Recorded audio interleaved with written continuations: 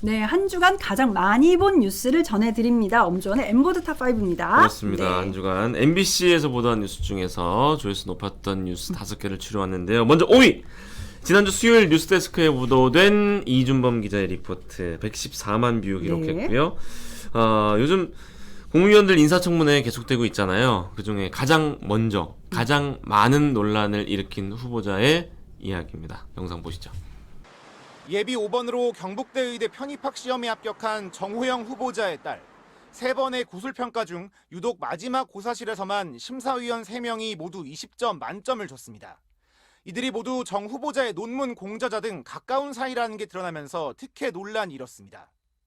불합격자와 불과 6.81점 차이, 이 3명의 만점이 당락을 갈랐다는 의혹이 제기됐습니다.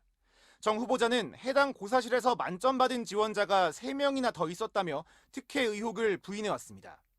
후보자께서 해명 자료로 내셨던 자료입니다. 학생 1, 2, 3도 만점을 받았다라고 해명하신 거 맞죠? 그 방에서 나왔다고는 이야기했습니다. 그 방에서 3번 방에서.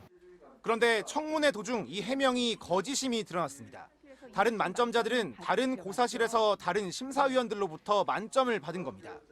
정 후보자의 지인들이 전체 만점을 준 건 33명 중 정 후보자 딸이 유일했다는 것도 추가로 확인됐습니다. 정 후보자는 그제서야 사과했습니다. 제가 사과 말씀드리고자 합니다. 아까 동일인이다라고 답변한 것은 잘못 답변한 것입니다.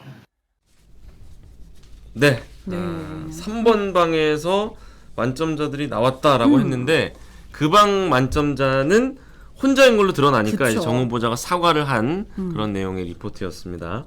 저희 프리데스크에서도 한번 이야기를 했었는데 2017년에는 그 서류 전형 탈락 시 냈던 자기기술서를 다음 해 18년도에 그러니까 그대로 아들? 냈고 예, 최종 합격을 했죠. 물론 심사위원이 달라지니까 뭐 같은 기술서를 다르게 평가할 수는 있습니다만 서류 전형에서 40점 차이가 났다는 것 때문에 논란을 키울 수밖에 없었습니다.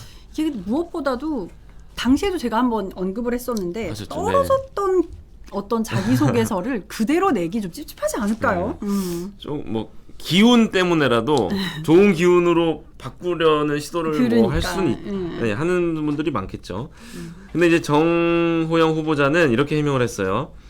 2017년 일반 전형은 서울대, 카이스트, 포항공대 이곳에서 가장 학점이 좋은 사람들이 모여드는 그런 편입장이다. 근데 2018년에 지역 특별 전형이 생기니까 대구, 경북 지역 고등학교 출신들만 모여서 그런 거다. 뭐 전형 방식이 달라졌기 때문이다. 그건데 이 해명도 논란을 키운 게 공교롭게 지역 특별 전형이 생긴 게 정 후보자 아들이 재지원을 앞두고 있던 시점이니까 거봐라 후보자 지인이 특혜 준 거 아니냐 이런 특별 전형 만들어준 거 아니냐 이렇게 의심을 할 수 있는 상황이고요. 그렇죠. 만약 이 모든 게 우연이라면 정 후보자는 당연히 억울할 수 있겠지만 의혹이 조금 많아서 민주당뿐 아니라 국민의힘 내부에서조차 뭐 지도부인 김용태 최고위원도 그렇고 좀 쓴소리를 했습니다. 그렇죠.